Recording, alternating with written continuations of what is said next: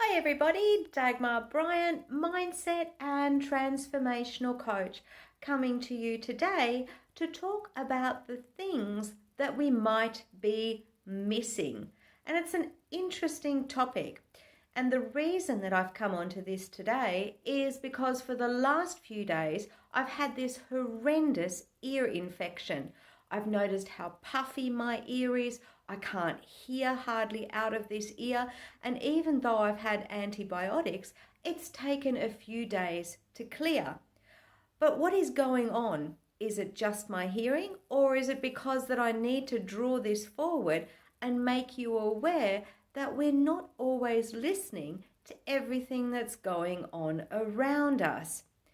When we lose one of our senses, or we have a part of our body that's not functioning very well, quite often something else kicks in to compensate. For me, I've noticed that my other senses are making me feel a little bit more alert. Now, that doesn't mean that this hasn't affected me. Of course it has. I've been very aware that if I'm blocking this ear, like for example lying on it, which because this is my good ear where I can hear, that all of a sudden I can't hear anything out of this ear.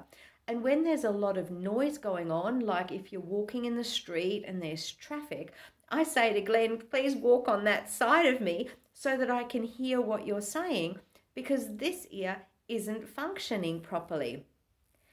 This video, though, isn't just about me. It's not just about my hearing. What it is also about is asking you to check in with yourself in terms of paying attention. Have you had an injury or something that's happened to you, perhaps like an infection, or where your arm's been hurt or any other part of your body has been affected to the point where it can't function properly? And then what happened with you? How did you manage that? How did you utilize the rest of you to get by without being able to use that part? For example, if you're right-handed and you broke your right arm, well, how did you manage using your left arm to compensate? In this instance, this video is very much about paying attention to what's going on where our body compensates. But more than that, I'm also going to extend it to what we are listening to and what we are paying attention to. Because I've had this ear infection, it's made me very much aware of the things that I might not be able to hear.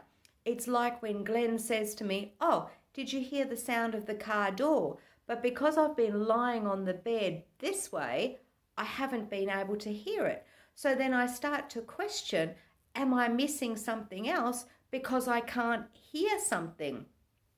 In our normal everyday life, most of us don't have an impairment or a disability. So ask yourself, what is it that you're missing, that perhaps you're not getting the full picture on, or that you're not hearing properly? It's an interesting exercise. It's like putting a black covering over your eye just to see what your left eye can see. Or if you put it on your left eye, what is your right eye seeing? All of a sudden become aware of what a difference it makes when you have something that is not available to you. It's like walking around all day hopping around on one foot. What a difference that would make in terms of how much you can cover and how much you can do. It's like putting one arm behind your back and working only with the other arm.